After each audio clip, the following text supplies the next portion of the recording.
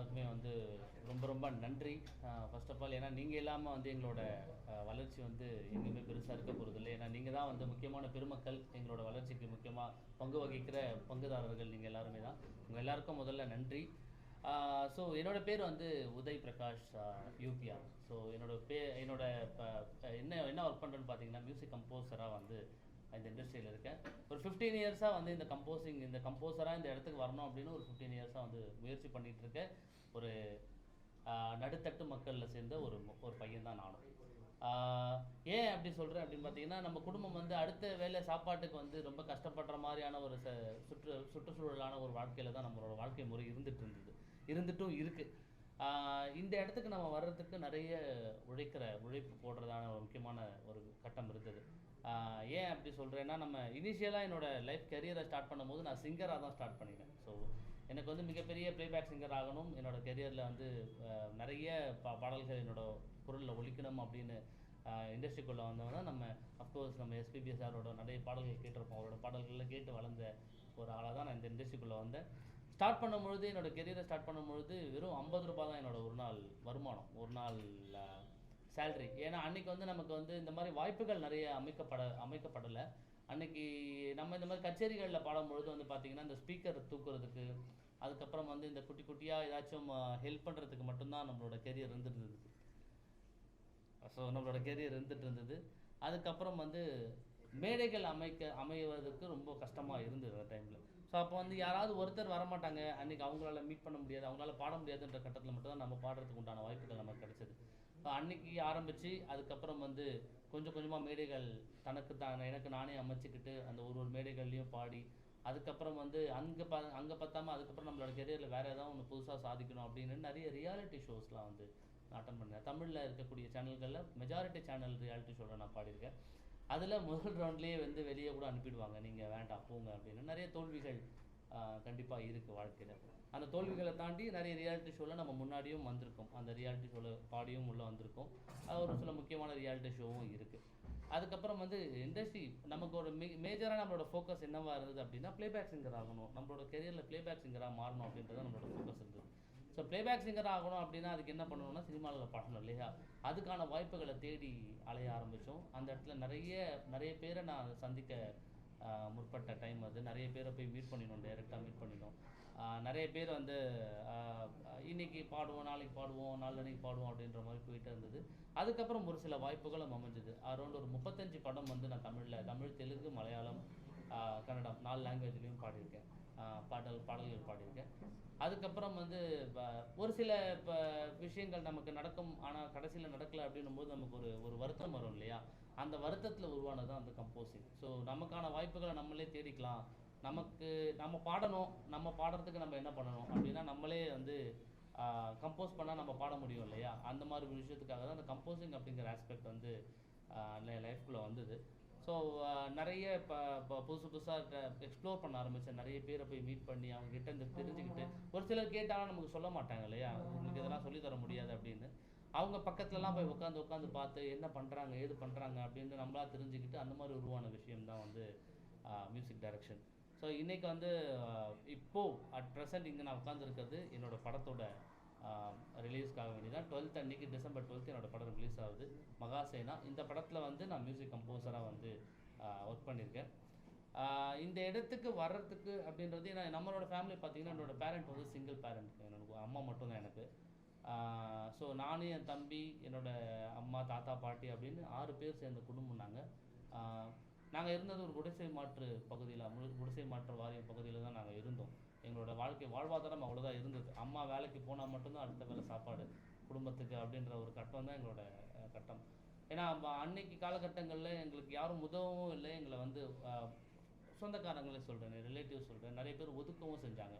நீங்களாம் எங்கள் கூட இருக்க வேண்டாம் அப்படி மாதிரிலாம் பண்ணாங்க. ஸோ அப்படியே நாங்கள் ஒதுக்கப்பட்டு எங்களோட வாழ்வாதாரத்தை நாங்களே தான் உயர்த்திக்கணும் அப்படிங்கிற கட்டத்தில் அம்மா மட்டும்தான் தனியாக வேலை செஞ்சுட்டு இருந்தாங்க. அம்மாவோட சேலரியில் மட்டும்தான் நாங்கள்லாம் வாழ்ந்துட்டு இருந்தோம். நான் படித்தது, என் தம்பி படித்தது எல்லாமே வந்து அம்மா ரொம்ப கஷ்டப்பட்டு இந்த கடன் வாங்கி அந்த கடன் வாங்கி அந்த லோன் அடைக்க இந்த லோன் அடைக்க இப்படியே தான் எங்களோட வாழ்க்கை இருந்தது. அதாவது ஒரு அடுத்த வேறு சாப்பாடு கூட வழியில் ஒரு கீழ்த்தட்டு மக்கள்னு ஒரு விஷயம் சொல்லுவோம் இல்லையா, அந்த மாதிரி கீழ்த்தட்டு மக்கள் வர்க்கத்தை சேர்ந்தவங்க தான் என்னோடய குடும்பமும். ஸோ அப்படி இருக்கும்பொழுது ஒரு நாள் வந்து நான் கஷ்டப்பட்டு அம்மா படிக்க வச்சுட்டாங்க, படித்து முடிச்சாச்சு. வேலைக்கு போய் அப்புறம் நம்ம பையன் வந்து நம்மளை காப்பாற்றுவான், நம்ம பையன் வந்து நம்மளை தளர்த்துக்குவோம் அப்படின்னு ஒரு கட்டம் இருக்கும் இல்லையா? அந்த மாதிரி கட்டம் இருக்கும்போது அப்போ நான் இன்னொரு குண்டு தூக்கி போட்டேன். கொஞ்ச நாள் வேலைக்கும் போயிருந்தேன், வேறு வேலை செஞ்சுருந்தேன். அப்போ நான் அம்மா கிட்ட வந்து, இல்லைம்மா எனக்கு மியூசிக்கில் தான் ஏதோ ஒன்று சாதிக்கணும், மியூசிக்கில் ஏதோ ஒன்று பண்ணணும்னு தான் தோணுது, எனக்கு இந்த வேலை பிடிக்கலாமா நான் அப்படின்னு சொல்லும்பொழுது மறுபடியும் அவங்க ஓட வேண்டிய கட்டாயம் இல்லையா? நம்ம இப்போ அடுத்த பையன் வந்துட்டான், பையன் தான் காப்பாற்றுவான்ற சுச்சுவேஷனில் இருக்கும்போது பையன் காப்பாற்ற மாட்டான், மறுபடியும் பையன் வந்து ஏதோ ஒன்று பண்ண போவான்னா எல்லா அம்மாவும் பயந்து, இல்லைப்பா வேண்டாம்ப்பா, நீ வந்து படிக்க வேண்டாம், சரி இப்போ வேலைக்கு போ, நீ மியூசிக்லாம் வேண்டாம்ப்பா அப்படி தான் சொல்லுவாங்க.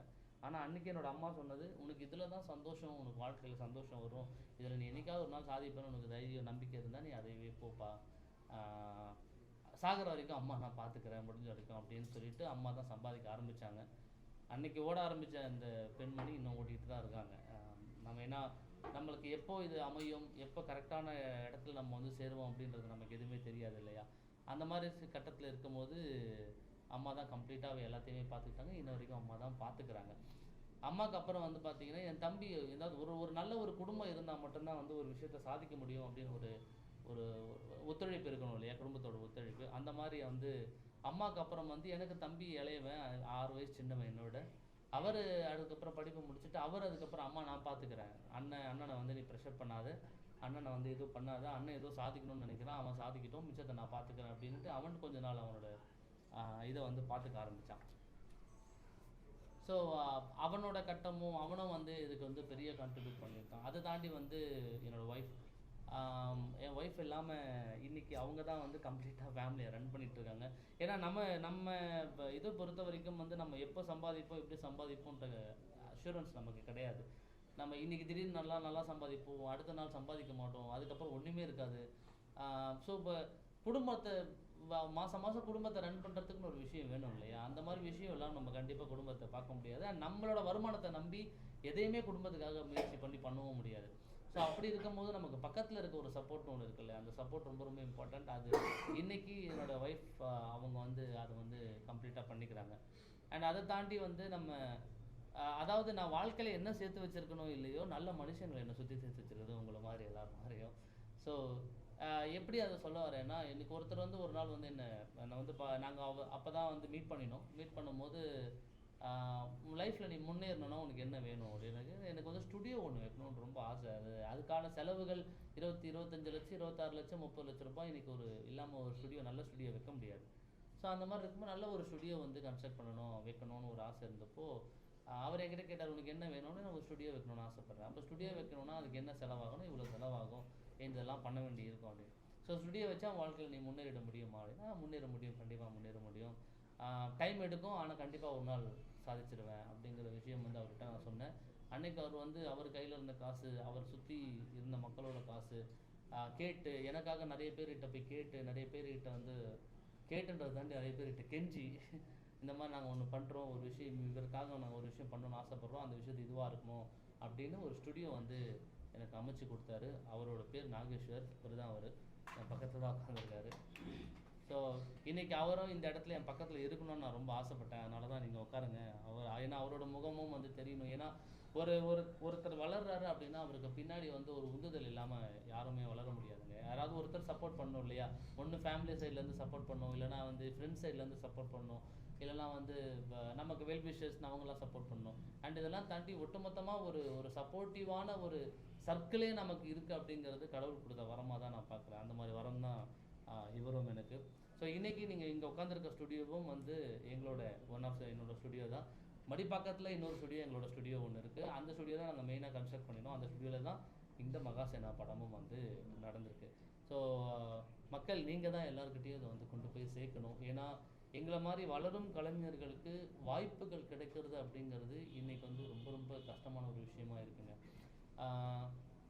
ஒரு கட்டத்தில் வந்து வாய்ப்புகள் நிறைய கிடைச்சிது, ஆர்டிஸ்ட் கம்மியாக இருந்தாங்க. இன்றைக்கி வந்து ஆர்டிஸ்ட் நிறைய இருக்காங்க.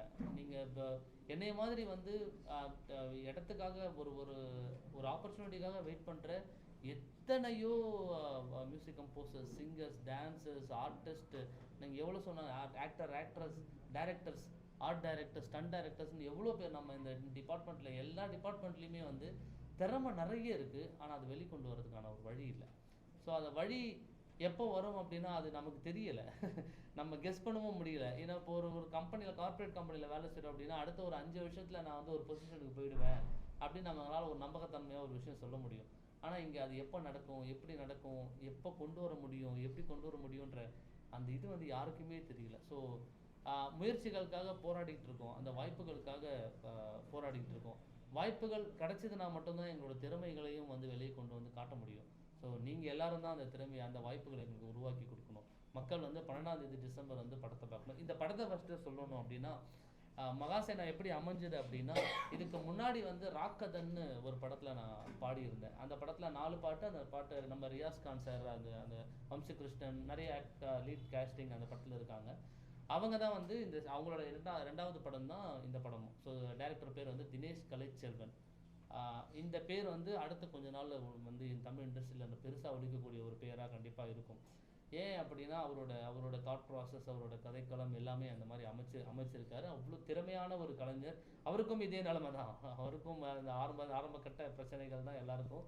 ஸோ அப்படி இருக்கும் பொழுது ராக்கதன் படம் வந்து முடிக்கிறாங்க. ராக்கதன் படம் முடிக்கும் பொழுது அந்த படத்தில் நான் வந்து 4 பாட்டு, அந்த பாட்டில் 3 பாட்டு நான் தான் பாடியிருக்கேன் அந்த படத்தில்.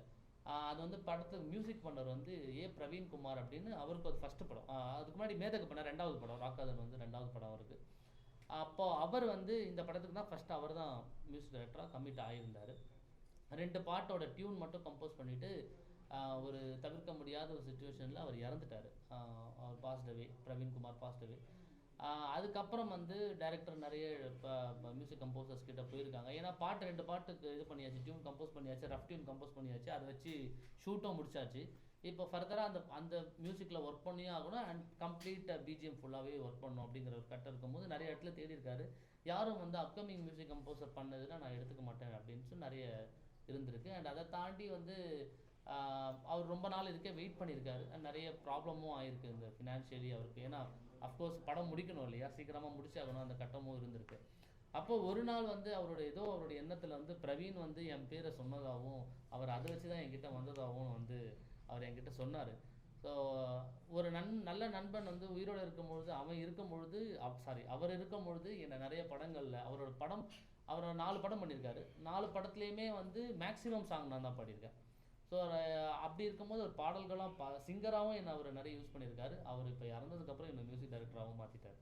ஸோ இப்போ இதுக்கு முன்னாடி ஒரு படம் பண்ணேன், அந்த படம் வந்து வெளி வரலை, அது வருமானம் தெரியல. ஸோ இது வந்து என்னோடய official first debut movie in Tamil cinema அப்படியா தான் இந்த படம் வந்து இருக்க போகுது. நிறைய ஒர்க் பண்ணியிருக்கோம் இந்த படத்துக்காக.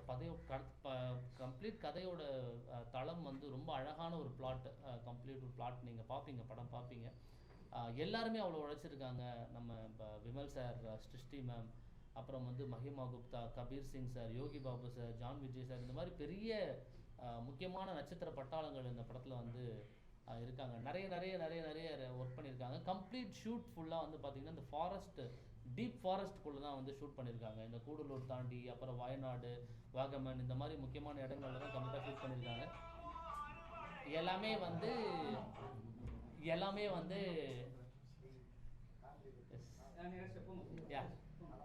அண்ட் எல்லாமே வந்து எதுவும் சிஜி பண்ணாமல் எல்லாமே லைவ் லொக்கேஷனில் தான் வந்து ஷூட் பண்ணியிருக்காங்க. முக்கியமாக இந்த மாதிரி ஒரு நல்ல அந்த லைவ்லினஸை கொண்டு வரணும் கதைக்கு அப்படின்றதுக்காக வேண்டி எல்லாமே வந்து முக்கியமான லைவ் லொக்கேஷனில் போயிருக்கு ஷூட் ஃபுல்லாக. அண்ட் இது எல்லாத்தையும் தாண்டி இந்த படத்தில் இருக்க யானை, ஸோ ஒரு பேர் வந்து விஜய், யானையோட பேர். அது மாதிரி தான் அவர். இப்போ நம்ம மனுஷங்க ஆக்ட்ரஸ் நடிக்கிறாங்க, நம்ம கட்டு சொன்னால் கட்டு ஓகே ஸ்டாப் பண்ணிடணும், ஆக்ஷன் சொன்னால் நடிக்கணும் அப்படிங்கிறது தான் அவங்களுக்கு தெரியும். பட் ஒரு யானை வந்து நீங்கள் முன்னாடி போனால் முன்னாடி போகும், பின்னாடி போனால் பின்னாடி வரும். கட்டுன்னு சொன்னால் கட்டு. இப்போ நம்ம ஒரு அனிமலுக்கு முன்னாடி நீங்கள் ஏதோ ஒரு ஆயுதத்தை தூக்கிட்டு ஓட்டுறீங்க அப்படின்னா அது என்ன பண்ணும், நம்மளை அடிக்க வராங்கன்னு நினச்சி நம்மளை திரும்ப அடிக்கும் இல்லையா. ஆனால் அந்த யானை என்ன பண்ணியிருக்கு அப்படின்னா, ஓகே இவங்க கேமரா வச்சு ஷூட் தான் பண்ணுறாங்க, அதனால் வந்து நம்மளை எதுவும் பண்ண மாட்டாங்கன்னு தைரியமாக நின்று கேமராக்கு ஆக்டிங் கொடுத்துருக்கு அந்த யானை. ஸோ அப்படி ட்ரெயின் பண்ணியிருக்காங்க அந்த யானை, அந்த பாகன் அப்படி ட்ரெயின் பண்ணியிருக்காங்க. ஸோ அதே மாதிரி கதையுமே வந்து ட்ரையாங்கிள் ஸ்டோரியாக இருக்கும். ஸோ வால்யூம் 1 வந்து நம்ம டைரக்டர் சார் போட்டிருக்காரு. வால்யூம் 2 கண்டிப்பாக வரதுக்கான வாய்ப்புகள் இருக்குது. 12ஆம் தேதி நீங்கள் எல்லாம் கொடுக்குற ரெஸ்பான்ஸ் வச்சு தான் வால்யூம் 2 நாங்கள் என்ன பண்ண போகிறோம் அப்படிங்கிறது இருக்குது. அண்ட் ஒரு நல்ல மனிதர் எடுத்த நல்ல கதை, நல்ல படம் அப்படின்னு சொல்லலாம். தினேஷ் கலைச்செல்வன் மாதிரியான ஒரு டேலண்ட், அதெல்லாமே தாண்டி ஒரு முக்கியமான விஷயத்தில் நல்ல மனிதர் அவர். நம்ம இதுக்கு முன்னாடி நீங்கள் என்ன பண்ணியிருக்கீங்க, இது அது காட்டுங்க பார்ப்போம், அதை பார்த்தா தான் நான் உங்களை டிசைட் பண்ண முடியும்னு. இன்றைக்கி கம்ப்ளீட் அந்த ஃபேமஸ் ஓரியன்டாக தான் நம்ம பார்த்துட்ருக்கோம். எல்லா விஷயங்களும் அந்த பிரபலங்களை அடிப்படையாக வச்சு தான், எவ்வளோ பிரபலமாக இவர் இருக்காருன்றதை வச்சு தான். ஒரு ஒரு அதாவது மியூசிக் டைரக்டராக எந்த பிரபலமே இல்லாத ஒருத்தர், இதுக்கு முன்னாடி பெருசாக எந்த ப்ராஜெக்ட்டும் ரிலீஸ் ஆகலை, இண்டிபெண்டன்ட் சிங்கர்ஸ் வரைக்கும் குட்டி குட்டியாக தான் பண்ணியிருக்கோம். அது வந்து பெரிய ரீச்க்கு உண்டான விஷயங்களாகவும் இருந்ததில்லை. அப்படின்னு இருக்கும்போது ஒருத்தர் வந்து இந்த மாதிரி நான் உங்கள்கிட்ட இந்த இது ப்ராஜெக்ட் கொடுக்குறேன் பிரதர், நீங்கள் அதை பண்ணிவிடுங்க. எனக்கு ஃபஸ்ட்டு எடுத்தோடனே எனக்கு ஃபோன் வந்தது. ஃபோன் வந்தப்போ நான் என்ன நினச்சேன், அவர் வந்து என்னை பாடுறதுக்கு கூப்பிட்றாரு அப்படின்னு நினச்சேன். பிகாஸ் அவர் ஸ்டேட்டஸ்லாம் நம்ம பார்ப்போம் இல்லையா, படம் பண்ணிட்டு இருக்காங்கன்றது எனக்கு தெரியும். அந்த படத்தில் நம்ம பாடுறதுக்கு கூப்பிட்றாரு அப்படின்னு தான் நான் நினச்சி ஃபோன் எடுத்தேன். அன்றைக்கி ஈவினிங் உங்களை மீட் பண்ண முடியுமான்னு ஸ்டுடியோ வந்தார். வந்துட்டு இந்த மாதிரி ஆர்ஆர் பண்ணணுமா, என்ன பிரதர் இப்படி சொல்கிறீங்கன்னு. ஆமாம் ஆர்ஆர் பண்ணணும், நீங்கள் பண்ணுவீங்கல்ல, நான் கண்டிப்பாக பண்ணுவேன் அப்படின்னு சொல்லும் பொழுது ஃபஸ்ட்டு 7 ரீலை கையில் கொடுத்துட்டு அவர் சொன்ன விஷயம், சீக்கிரமாக பண்ணி முடிச்சிடுங்க பிரதர்ன்ட்டு போயிட்டார். அதாவது நீங்கள் இதுக்கு முன்னாடி பண்ண எதனா ஒரு ப்ராஜெக்ட் காட்டுங்க பிரதர்லாம் அவர் என்கிட்ட கேட்கல. ஸோ எடுத்தோடனே கையில் கொடுத்து நீங்கள் பண்ணுங்க பிரதர் அப்படின்ட்டு போயிட்டார். எனக்கு ஃபஸ்ட்டு ஷாக் ஆகிடுச்சு, என்ன ஏன்னா நம்மளை ஒருத்தர் பெருசாக நம்பும் போது நமக்கு பயமும் ஜாஸ்தி வந்துடும் இல்லையா, அந்த மாதிரி ஒரு விஷயம்தான் அதுவும். எஸ். ஸோ அப்படி இந்த ப்ராஜெக்ட் வந்து ஸ்டார்ட் பண்ணணும். ஃபஸ்ட்டு 2 ரீல் வந்து சொல்லிவிட்டு 2 ரீல் பார்த்துட்டு நம்ம டிசைட் பண்ணிக்கலான்னு. ஃபஸ்ட் 2 ரீல் பண்ணும்போதே அவர் ரொம்ப இம்ப்ரெஸ் ஆகிட்டு, ஓகே நம்ம கம்ப்ளீட்டாக அந்த ரீலை ஃபுல்லாக முடிச்சிக்கலாம் அப்படின்னு. ஒரு கேரக்டருக்குமே வந்து ஒரு ஸ்கோர் வந்து கொடுத்துருக்கோம் இந்த படத்தில். ஒரு கேரக்டருக்குமே வந்து முக்கியமான ஒரு ஸ்கோர். அந்த ஸ்கோர் வந்து கண்டிப்பாக வந்து இப்போ ஜான் விஜய் சாருக்காக இருக்கட்டும், இல்லை விபல் சாருக்காக இருக்கட்டும், இல்லை சிருஷ்டி மேம்காக இருக்கட்டும், அந்த ஸ்கோர் அடுத்து கொஞ்ச நாளில் அவங்க வரும்போது போடுற பிஜிஎம்மாக இருக்கும்ன்றதுல பயங்கர கான்ஃபிடென்ட் எனக்கு இருக்குது. அது வந்து என்னோடய மியூசிக் மேலே இருக்க கான்ஃபிடென்ட். அண்ட் அதை தாண்டி கதையுமே அந்த அளவுக்கு அமைஞ்சு வந்திருக்கு, படமுமே அந்த அளவுக்கு வந்து அமைஞ்சு வந்திருக்கு. 12ஆம் தேதி வந்து ரிலீஸ் ஆகுது. நீங்கள் எல்லாருமே உங்களோட சப்போர்ட் வந்து கொடுக்கணும் அந்த படத்துக்கு. அண்ட் மக்களாகி உங்ககிட்ட நான் வேண்டி விரும்பி கேட்டுக்கிறது என்னென்னா, எங்களை மாதிரி கலைஞர்கள் மேலே வர்றதுக்கு ரொம்ப ரொம்ப கஷ்டப்படுறோங்க. சாதாரண கஷ்டம் கிடையாது. சிரிச்சுக்கிட்டு சொல்கிறேன், கொஞ்சம் விட்டீங்கன்னா கண்ணீர் மல்க நான் சொல்ல வேண்டியிருக்கும். ரொம்ப ரொம்ப கஷ்டம். என்னென்னா நீங்கள் வந்து குடும்பத்தை பார்க்கணும், சம்பாதிக்கணும். அதுவும் ஒரு ஆணாக பிறந்துட்டா இருக்கக்கூடிய மேஜர் ரெஸ்பான்சிபிலிட்டி நமக்கு என்னவா இருக்கும்னா, கம்ப்ளீட்டாக குடும்பத்தை டேக் ஓவர் பண்ணணும். அவங்களுக்கு உண்டான செலவுகளை பார்க்கணும், வீட்டு வாடகையை கட்டணும், அது இதுன்னு நிறைய பிரச்சனைகள் இருக்குது. இந்த பிரச்சனைகள்லாம் தாண்டி ஒரு ஆண் வந்து முன்னாடி வந்து ஒரு விஷயத்தை கொண்டு வந்து சேர்க்குறது, இது ஆண் பெண்ணுன்னு நான் சொல்ல வரலை, மேஜராக இப்போ நான் ஆணாக இருக்கிறதுனால என்னோட சைடு பிரச்சனைன்றதுன்னு நான் சொல்கிறேன். ஸோ அது வந்து கொண்டு வந்து சேர்க்கணும், ஒரு இடத்துல வந்து உட்காரணும் அப்படிங்கிறது இன்றைக்கி வந்து ரொம்ப ரொம்ப பெரிய பெரிய விஷயமா இருக்குது. மக்கள் வந்து சின்ன சின்ன படங்கள், பெரிய பெரிய படங்கள்னு பார்க்காம படங்களை வந்து படங்களாக பார்த்து அதுக்கு உழைப்பு என்ன போட்டிருக்காங்களோ அதுக்கு உண்டான ஊதியத்தை வந்து மக்கள் கொடுத்தாங்கன்னா, நாங்கள் எங்களை மாதிரி குடும்பங்கள் நிறைய பேர், அதாவது லட்சக்கணக்கான குடும்பம் இருக்கோங்க. நான் என்னோடய குடும்பம் பற்றி பேசல, இந்த மாதிரி லட்சக்கணக்கான பேர் இருக்கும். அந்த லட்சக்கணக்கான குடும்பத்தை வாழ வச்ச ஒரு புண்ணியமும் வந்து நம்ம மக்கள் எல்லாருக்கும் சேரும். ஸோ உங்ககிட்ட நான் வேண்டி விரும்பி கேட்டுக்கிறது, நீங்கள் இந்த படம் தானே எதுக்கு நம்ம போய் பார்க்கணுன்னு பார்க்காதீங்க. அந்த படத்தில் என்ன உழைப்பு நாங்கள் போட்டிருக்கோம், அதுக்கு நீங்கள் கண்டிப்பாக வந்தீங்கன்னா நாங்கள் ஏமாற்ற மாட்டோங்க. கண்டிப்பாக நாங்கள் ஏமாற்ற மாட்டோம். ஏன்னா நாங்கள் உண்மையான உழைப்பை போட்டு தான் அந்த இடத்த கொண்டு வரோம். நாங்கள் அந்த ஏமாற்றத்தை உங்களுக்கு கண்டிப்பாக கொடுக்க மாட்டோம். நீங்கள் வந்து பாருங்கள், பார்த்துட்டு நல்லா இல்லடா ஏன்டா இப்படி பண்ணியிருக்கேன்னு எங்களுக்கு செவில் மேலே அரைஞ்சா கூட பரவாயில்ல, ஆனால் வந்து பார்த்துட்டு நீங்கள் சொல்லுங்கள். ஏன்னா நீங்கள் வந்து பார்க்குற அந்த நீங்கள் வாங்குகிற அந்த ஒரு டிக்கெட்டோட காஸ்ட் வந்து என்னோடய வீட்டோட ஒரு வேளை சாப்பாட்டோட நீங்கள் கொடுக்குற இது மாதிரி பணம் மாதிரின்னு வச்சுக்கோங்களேன். நீங்கள் அப்படி வந்தீங்கன்னா நாங்கள் எல்லாருமே இன்னும் வளர முடியும், நிறைய உழைப்பும் போட முடியும், நிறைய அதுக்கேற்ற உத்வேகமும் எங்களுக்கு கிடைக்கும். அதுக்கு எல்லாத்துக்கும் நீங்கள் எல்லாருமே தான் சப்போர்ட் பண்ணணும். ஸோ டிசம்பர் 12 வேர்ல்டு வைட் வந்து மகாசேனா ரிலீஸ் ஆகுது. நீங்கள் எல்லோரும் வந்து உங்கள் குடும்பத்தோடு வந்து படத்தை பார்க்கணும். படத்தை பார்த்து மியூசிக்கில் கண்டிப்பாக நான் உங்களை ஏமாற்ற மாட்டேன், நான் கான்ஃபிடென்ட்டாக சொல்கிறேன். நீங்கள் எல்லோரும் படத்தை பார்த்துட்டு உங்களோட ரிவ்யூ சொல்லுங்கள்.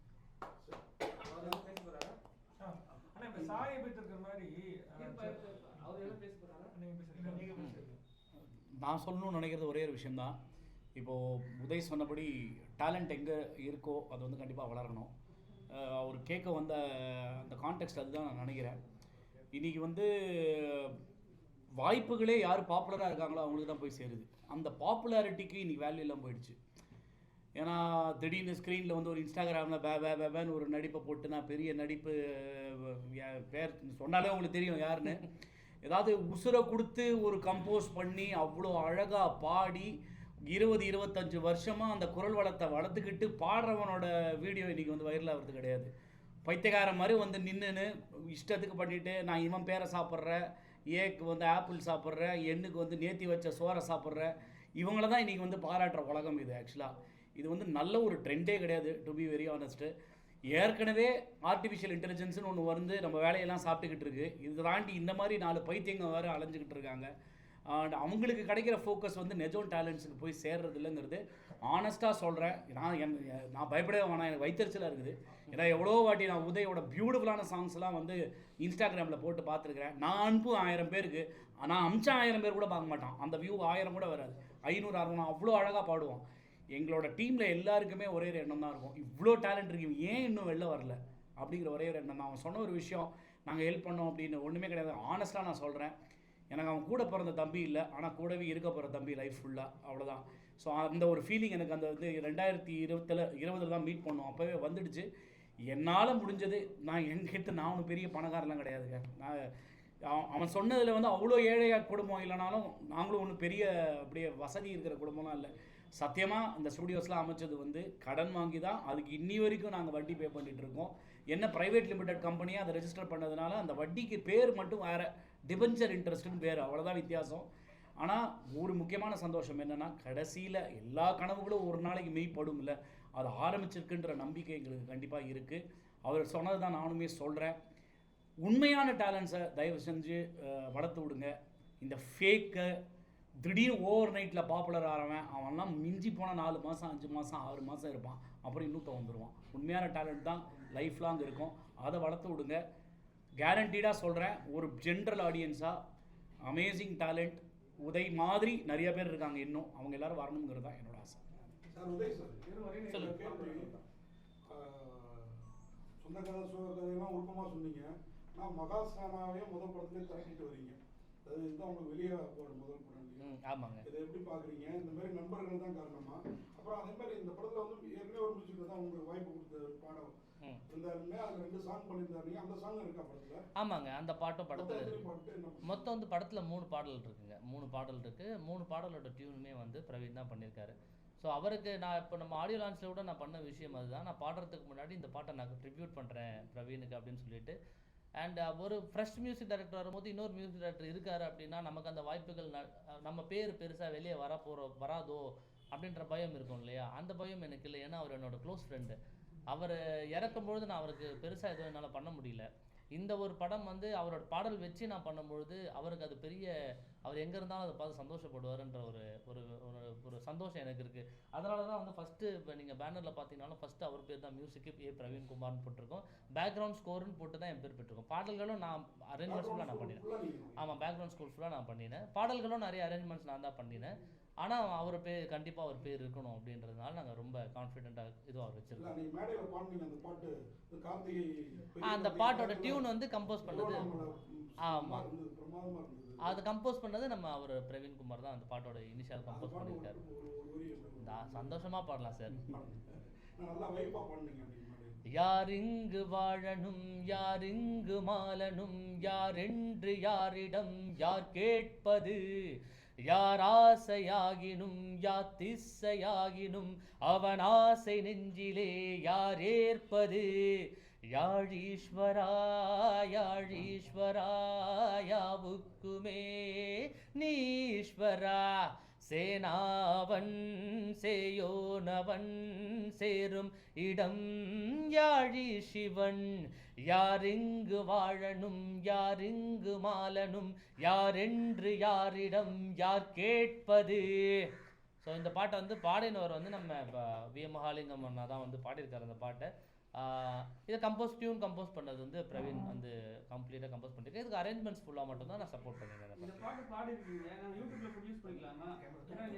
ஒரு சின்னதா ஒரு மியூசிக் டேரக்டர் ஆகும்போது எதுவும் பேச மாட்டீங்க, வளர்ந்த பிறகு காப்பிரைட்லாம் போட்டுறீங்க, யூஸ் பண்ணக்கூடாது சார். இது வந்து காப்பிரைட்ஸ் அப்படிங்கிறது வந்து நம்ம இப்போ ஒரு சேனலுக்கு கொடுத்துருக்கோம்ல சார், அவங்க மேஜராக டிசைட் பண்ணுறது தான். இல்லைன்னா இப்போ நீங்கள் ப்ரெஸ் மீட்ல பாடிட்டீங்க, ஆமாங்க, சரிங்களா, நாங்கள் இதை யூஸ் பண்ணக்கூடாது. ஏன்னா நீங்கள் அவங்ககிட்ட வந்து மியூசிக்கை கம்போஸ் பண்ணி நாங்கள் வந்து போட கிடையாது, வெறும் பாட்டை தான் போட போகிறோம். ஆமாங்க, சரி, யூஸ் பண்ணால் நீங்கள் காப்பிரைட் போடுவீங்களா? இல்லை நான் போட மாட்டேன் சார். நான் என்ன எனக்கு நீங்களாம் பாடணும், நீங்களாம் கூட சேர்ந்து பாடணுன்றது தான் அந்த மெயின் நோக்கமாக இருக்குது. நான் கம்ப்ளீட்டாக நான் என்னோட சைடில் இல்லை. மேபி சேனலில் அவங்க போடுவாங்களான்றது எனக்கு தெரியல. அவங்க கிட்ட நம்ம போடாதீங்கன்னு சொல்லிடுங்க. சரி போடாதீங்க. இப்போ சாய் அபித்கர் மாதிரி ஒரு ஸ்டார்ட் அப் மியூசிக் டைரக்டர் ஒரு படம் தான் பேசிக்கா ரிசர்ச் வச்சுக்காங்க இன்ன வரைக்கும். ஆனா அவருக்கு அடுத்தடுத்த படங்கள் வந்து அவ்வளவு படங்கள் இருக்கு. அதை நீங்க எப்படி பாக்குறீங்க? பாசிட்டிவா பாக்குறீங்களா நெகட்டிவா பாக்குறீங்களா? இல்லை சார், அந்த விஷயத்தில் நீங்கள் பார்த்தீங்கன்னா இப்போ சாய் அபியங்கர் மாதிரியான பீப்புள் வந்து அவங்க டேலண்ட் இல்லாமலாம் யாரும் வர முடியாது சார். இப்போ நம்ம என்ன சொல்கிறோம், அவங்க பேரண்ட்ஸ் சைடில் சப்போர்ட் இருக்குது, ஃபேமிலி சைடில் சப்போர்ட் இருக்குது, இண்டஸ்ட்ரியில் ஆல்ரெடி நல்லா தெரியும் அப்படின்னு நீங்கள் சொன்னாலுமே வந்து அவருமே வந்து அடிஷ்னல் மியூசிக் டைரக்டராக அடிஷ்னல் கம்போசராக எல்லாருக்கிட்டையும் ஒர்க் பண்ணியிருக்காரு. நம்ம ஹாரிஸ் சார்லேருந்து ஏஆர்ஆர் சார்லேருந்து எல்லாருக்கிட்டையுமே அவர் ஒர்க் பண்ணியிருக்காரு. அப்படி இருந்து தான் அவர் இந்த இடத்துக்கு வந்திருக்காரு. ஸோ அவருக்கு டேலண்ட் இல்லாமல் இல்லை, மேபி அவருக்கு உண்டான வாய்ப்புகள் அவருக்கு கைகளில் ஈஸியாக கிடைக்கிற மாதிரி இருந்திருக்கலாம், அவ்வளோதானே தவிர்த்து டேலண்ட் இல்லைன்னா அந்த இடத்துல கண்டிப்பாக நிற்க முடியாது. அந்த விதத்தில் எனக்கு அது சந்தோஷமாகவும் இருக்குது. நமக்கும் அது ஒரு நாள் அமையும். நமக்கு அமையாமல் இருக்க போகிறதில்ல. ஏன்னா நம்ம மியூசிக்கு உண்மையாக இருக்கும், நம்மளோட தொழிலுக்கு உண்மையாக இருக்கும். அதுக்கு உண்மையாக நம்ம என்ன பண்ணணும்னு பார்க்குறோம். நீங்கள் ரொம்ப அம்மாவுக்கு உண்மையாக இருந்தீங்க. அம்மா சாங் எதிர்பார்க்கலாமா இந்த படத்தில் இருக்கா? இந்த படத்தில் வந்து ஒரு பொண்ணு சாங் இருக்குது சார். அம்மா சாங் இந்த படத்தில் கிடையாது. இந்த படத்தில் வந்து ஒரு பொண்ணு அப்படின்ற ஒரு ஆஸ்பெக்ட்ல. அம்மா சிங்கிள் பேரண்டா இருந்து வளர்த்தாங்க. ஆமாங்க. அந்த விஷயம் நிறைய பேசுனீங்க. அது மாதிரி சகோதரரை பற்றியும் சொன்னீங்க. ஆமாம். இப்போலாம் சென்டிமெண்ட் சாங்லாம் ரொம்ப குறைஞ்சிருச்சு. இல்லை, அடுத்த படத்தில் நாங்கள் பிளான் பண்ணிட்டு இருக்கோம். ஒரு அம்மா சாங் ஒன்று இருக்குது அடுத்த படத்தில், அது சீக்கிரமாக வரும். இது உங்களுக்கு சம்பந்தமான ஒரு கேள்வி தான். சொல்லுங்க. உங்க படம் சம்பந்தப்பட்டது. சரிங்க. இந்த சினிமை ஒரு போராட்டம் பண்ணிட்டு இருக்காங்களே, ஓகேங்க. அது நியாயமா? அது ஏன்னா நம்ம ரொம்ப நியாய தர்மம்லாம் ட்விட்டர்ல மட்டும் பேசுவாங்க. ஆனா பண்ணிட்டு இருக்கிறது ஒரு மியூசிக் டைரக்டர், அது ஜிப்ரான் மாதிரி ஒரு மியூசிக் டைரக்டர் போய் கம்போஸ் பண்ண பிறகு யாரோ சிலர் கருத்து தெரிவிச்சாங்கன்னு ஜாதி படங்கள் எல்லா சைட்லயும் எடுக்கிறாங்க. எப்பயிலேருந்தே வந்துட்டு இருக்குது. ஆனா இந்த கொள்கை கோட்பாடுல எனக்கு உடன்பாடு கிடையாது, பாடி குடிச்சு காசை வாங்கிட்டு சொன்னா அவரு திருப்பி வேற ஆளை போட்டு எடுக்கிறேங்கிறாரு மோகன்ஜி. அப்படி எடுக்கிறப்ப அவருக்கு செலவாகும்ல, அந்த சினிமையை ஏத்துக்கணுமா இல்லையா? நீங்க அது சொல்லுங்க, நியாயமா? இதுக்கு என்ன ஒரு, ஏன்னா நீங்க ஒரு அப்கமிங் மியூசிக் டைரக்டர்ங்கிறப்போ நாளைக்கு நீங்களும் இந்த மாதிரி பிரச்சனையை ஃபேஸ் பண்ண வேண்டியிருக்கும். உண்மைதான். பொருளாதார ரீதியாக இது பிரச்சனையான்னு கேட்டால் ஆமாங்க. அது பொருளாதார ரீதியாக வந்து இப்போ மறுபடியும் வந்து ஒரு பாட்டை வந்து ஒரு சிங்கரை வந்து பாட வைக்கிறோம், அதுக்கு மிக்ஸ் அண்ட் மாஸ்டரிங் ஒர்க் இருக்குது அப்படின்லாம் கேட்டிங்கன்னா அது வந்து நிஜமாலே ஒரு பிரச்சனையான விஷயம்தான். என்னோட கருத்து, ஏன்னா அவங்களுக்குள்ள என்ன வாக்குவாதம் இருக்குது, அவங்களுக்குள்ள என்ன பிரச்சனைகள் இருக்குன்னு நமக்கு தெரியாது. என்னோட கருத்து என்னன்னு கேட்டிங்கன்னா, நீங்கள் பாட வர்றதுக்கு முன்னாடி நம்ம தெரிஞ்சுக்கிட்டு தான் இப்போ பாட போகிறோம். அப்படின்னும் போது நம்ம அதை கான்ஷியஸாக வேண்டாம், இப்போ எனக்கு இது வேண்டாம் அப்படின்னா நம்ம முன்னாடியே சொல்லிட்டோம்னு வச்சுக்கோங்களேன், எங்களை மாதிரி இப்போ கம்போசருங்களுக்கு அது ப்ராப்ளமாக இருக்க போகிறதில்ல. நம்ம முன்னாடியே நம்ம தெரிஞ்சுக்கலாம். இப்போ அவங்க பண்ணது சரியா தப்பான்ற விஷயம் விவாதத்துக்குள்ள போகாமல் நம்ம பாடுறதுக்கு முன்னாடி நம்ம இந்த விஷயம் தான் பண்ண போகிறோம் அப்படின்னு நம்ம கண்டிப்பாக தெரிஞ்சிருக்கோம். இதை இப்போ ஒரு சின்ன விஷயம் சொல்லணும்னா, ஒரு கட்சி பாடல் ஒன்று பாட போகிறோம் அப்படின்னா பாடும்போது லிரிக்ஸ் நம்ம கையில் இருக்குது. கண்டிப்பாக லிரிக்ஸை நம்ம பார்ப்போம். லிரிக்ஸில் தாக்கமான இடங்கள் என்ன இருக்கான்னு நமக்கு தெரியும் இல்லையா? பாடுறதுக்கு முன்னாடி நமக்கு தெரியும். அப்போவே நம்ம இல்லைங்க இது வேண்டாம் அப்படி சொல்லிட்டோம்னா யாருக்குமே தாக்கங்கள் ஒன்றுமே கிடையாது. பாட்டு சூப்பராக இருக்கு. மோகன்ஜி படத்துக்காக மட்டுமே இது மாதிரி ஒரு விஷயத்த பண்றாங்களா? ஏன்னா நீங்க பாத்தீங்கன்னா அவங்க மீட்டு எதுவா இருந்தாலும் இப்ப சோசியல் மீடியால வந்தாவே அந்த மீட்டு வந்து அவங்க அதான் பிரச்சனை வந்து ஸ்டார்ட் பண்ணி போவாங்க. இப்ப வந்து 2-3 பேர் வந்து கமெண்ட்ஸ், தவறான கமெண்ட்ஸ் கொடுத்ததுனால உடனே வந்து இது மாதிரி நான் பாடுறது தவறுன்னு சொல்றதெல்லாம் எந்த வித நியாயம்? பணம் வாங்கி கொண்டு ஒரு நிமிஷம் பணம் வாங்கி கொண்டு இப்ப வந்து மோகன்ஜியே சொல்றாரு, என்னோட வருத்தம் என்னன்னா என் ப்ரொடியூசருக்கு நான் உண்மையா இருக்க முடியலையே அப்படின்றாரு. இது எந்த விதத்துல சரிப்படும்? இல்லை சார், இங்கே நம்ம வந்து ஒரு காமன் ஆடியன்ஸாக நம்ம பார்த்தோம்னா சார், இங்கே வந்து ஜாதி ரீதிகளான பிரச்சனைகள் ஏதோ ஒரு இடத்துல ஏதோ ஒரு குட்டியாக ஒரு விஷயம் நடக்குது. இல்லை சார், அது பாட்டில் இல்லை கிடையாது. ஆமாம், பட் ஆனால் அந்த மாதிரி விஷயங்கள் இருந்துட்டு அந்த தாக்கங்கள் எங்கேயோ ஒரு இடத்துல இருக்குது. ஆனால் இப்போ ஒரு எக்ஸாம்பிளுக்காக நான் இங்கே சொல்கிறேன் சார், இது பதிவு பண்ணுறதுக்காக நான் சொல்லலை, ஒரு எக்ஸாம்பிளுக்காக சொல்கிறேன்னா, இப்போ வந்து நான் வந்து நான் பிராமின், இவர் வந்து பிராமின், நாங்கள் 2 பேர் சேர்ந்து தான் கம்பெனி ரன் பண்ணுறோம். சரிங்களா? இப்போ எனக்காக வந்து சப்போர்ட் பண்ணுறதுல எனக்கு நான் பிராமின் தான் எனக்கு சப்போர்ட் பண்ணணும், எனக்கு வந்து இவங்க தான் சப்போர்ட் பண்ணணும் அப்படிங்கிற விஷயமே இங்கே இல்லை. எனக்கு சப்போர்ட் பண்ணுறது யாருன்னா பிராமின்ஸ் தான். பிராமின்ஸ், முஸ்லீம்ஸ், கிறிஸ்டியன்ஸ், இந்த மாதிரி எல்லா சாரார்களும் இப்போது எனக்கு இந்த படத்துக்கு நான் உழைக்கிறதுக்கு முக்கியமான பங்கு வகிக்கிறதுல பிராமினும் இருக்காங்க, முஸ்லீம்ஸும் இருக்காங்க, கிறிஸ்டியன்ஸும் இருக்காங்க. ஏன்னா அவங்க எல்லாம் சேர்ந்து தான் எனக்கு ஸ்டுடியோ வச்சு கொடுத்துருக்காங்க. ஸோ அப்படின்னு பார்த்தா இங்கே அந்த மாதிரி கோட்பாடுகளே வந்து நம்ம பேச்சு வாக்கில் நம்ம சொல்லிட்டு போகிறோம் சார். நம்ம இங்கே என்ன நீங்கள் ஒரு ஜாதிய ரீதியாக பார்க்குறீங்களா அப்படிலாம் நம்ம சொல்கிறோம். உண்மைக்கு உள்ளே வந்து பார்த்தீங்கன்னா அந்த மாதிரி விஷயங்களே இல்லை சார். நம்ம இங்கே எல்லாருமே சமம் அப்படிங்கிற கோட்பாடு நமக்குள்ளே எல்லாருக்குள்ளேயும் இருக்குது. அது ஏதோ ஒரு இடத்துல நம்ம ஒத்துக்கிறதுக்கு தயங்கிட்டு இருக்கோம்.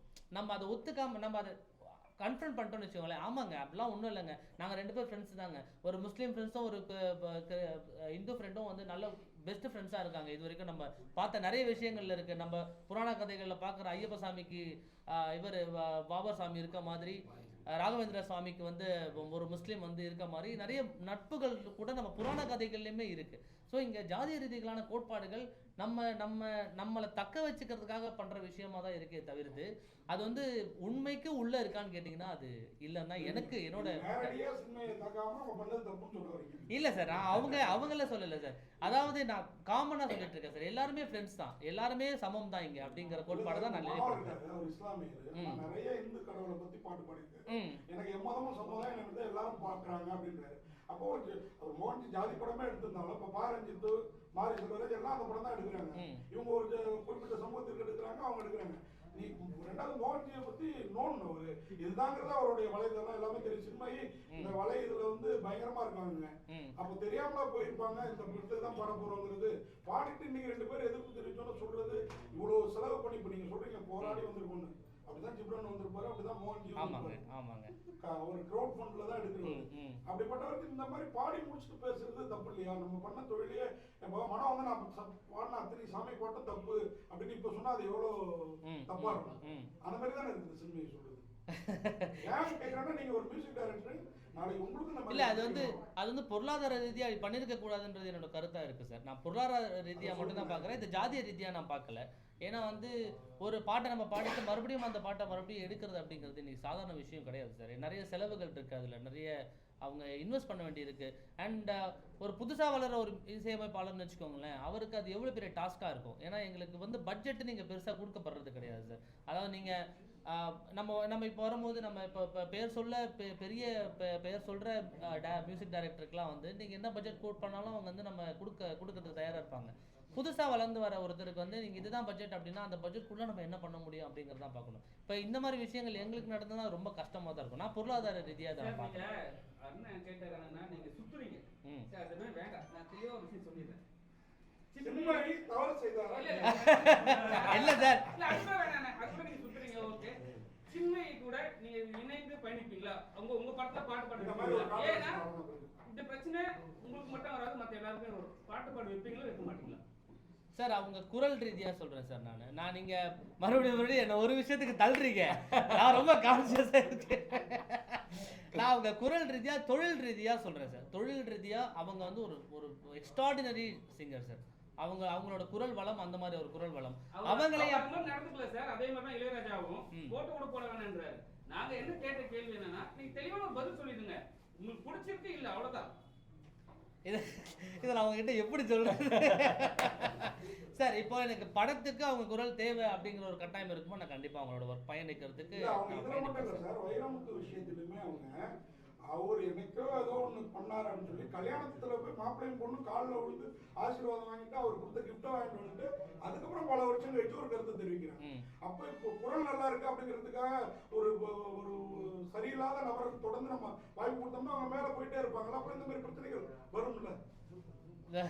இதுக்கு நான் உங்களுக்கு என்ன பதில் சொல்றதுன்னு எனக்கு ப்ராசஸ் பண்ணிட்டு கேட்கறேன்னா எல்லாத்துக்கும் சம்மந்தம் இல்லாத விஷயத்துக்குலாம் வந்து கருத்து போடுவாங்க. அப்படிப்பட்ட ஒருத்தங்கிறனால சார் ஒரு தனிநபர் கருத்து அப்படிங்கிறது அவங்கள பொறுத்து சார். நம்ம அதில் நம்ம இன்டர்ஃபியர் பண்ணுறது எனக்கு எந்த அளவுக்கு சரியாக இருக்கும்னு எனக்கு தெரியல. இப்போ அவங்க சொன்ன விஷயம் சரியாக தவறான்றது அவங்களோட இடத்துல இருந்து பார்த்தா அவங்களுக்கு மேபி அது சரியாக கூட இருந்திருக்கலாம். நமக்கு பார்க்குற பார்வையில் தானே இருக்குது அப்படின்றது. இப்போ நான் அவங்களோட கருத்தில் நான் வந்து உள்கருத்து சொல்கிறது வந்து எவ்வளவு சரியாக இருக்கும்னு எனக்கு தெரியல. அது ஒரு விஷயம் சார்.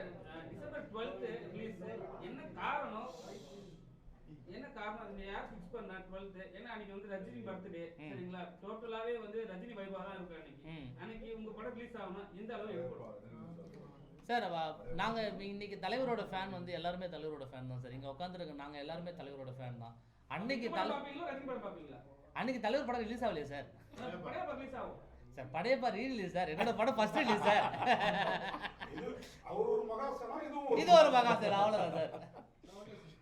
ஸோ அன்றைக்கி அந்த டேட்டை செலக்ட் பண்ணுறதுக்கான காரணம் அதுதான் சார். அன்றைக்கி ஒரு முக்கியமான ஒரு நாளாக இருக்கும். அண்ட் வந்து டிசம்பர் வந்து ரொம்ப சென்னையில் ரொம்ப பாராட்டப்படுற ஒரு மாதம் சார். ஒன்று வந்து தலைவரோட பிறந்த நாளுக்கு, இன்னொன்று வெள்ளத்துக்கு ஃப்ளட் வந்துடும். இந்த படம் ஃப்ளட் மாதிரி வந்துடும் சார். அடுத்த வருஷத்துலேருந்து 2026லேருந்து 3 விஷயமா பார்க்கப்படும் சார். அந்த மாதிரி ஒரு விஷயமா இருக்கும். எனக்கு சின்ன ஒரு கேள்வி தான் சார். சொல்லுங்க. யானைக்கு வந்து விஜய் பேர் வச்சது என்ன காரணம்? ஏன்னா படம் இப்போ 2 இயர்ஸ் முன்னாடி தான் ஸ்டார்ட் பண்ணிருக்கீங்க. அப்பதான் அவர் வந்து கட்சியும் ஸ்டார்ட் பண்ணாரு. சோ இது மாதிரி வச்சு அந்த டைம்ல வந்து ஓடிடும் சார். சூப்பரா இருக்கு சார் இந்த கண்டென்ட். இது தோலாம போச்சு சார். சார் யானை வந்து அந்த யானைக்கு வந்து 20 வயசு சார். அந்த யானைக்கு 20 வருஷத்துக்கு முன்னாடி விஜய்னு பேர் வச்சுட்டாங்க. இப்போ அதுல அந்த யானை பேரு படத்துல விஜய் நினைச்சு இல்ல படத்துல கிடையாது. அந்த யானையோட உண்மையான பேர் சொல்றேன். படத்துல அந்த யானைக்கு பேரு சேனா. சரிங்களா? 20 வருஷம் முன்னாடி 20 வருஷத்துக்கு முன்னாடி வச்சுட்டாங்க. அன்னைக்கு இது கட்சி ஆரம்பிக்கலைங்க. இருக்காங்க. ஆமாங்க விஜய் சார். ஆமா மகாசேனா. Thank you so much. எல்லாரும் சப்போர்ட் பண்ணுங்க. வந்து December 12 வேர்ல்டு வைட் வந்து படம் ரிலீஸ் ஆகுது. நீங்க கொடுக்குற சப்போர்ட் வச்சு தான் அடுத்தடுத்து எங்களோட கால்கள் எப்படி ஊனப்படுது அப்படிங்கிறது இங்க வந்து நிறுவப்படும். ரொம்ப ரொம்ப நன்றிங்க.